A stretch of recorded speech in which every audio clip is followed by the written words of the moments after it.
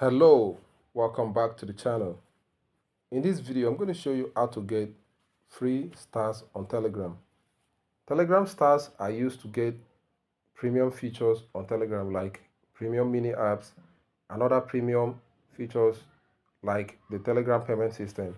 So in this video, I'm going to show you how to get stars free without having to buy them.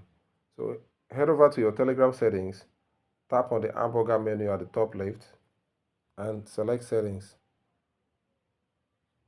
Scroll down to the bottom and here you can see my stars. Tap on stars. So you can see that you have 0 stars. So if you select here to buy stars, you'll be asked to pay the money depending on your country. So the currency will be in your country. If you're in a dollar environment, you see dollar. If you're in a pound environment, you see pound. So I'm not going to buy the stars now with money. I'm going to show you how to get the stars free. You see here, Earn Stars is a new feature. Distribute links to mini apps and earn a share of their revenue in stars. Click there to expand that.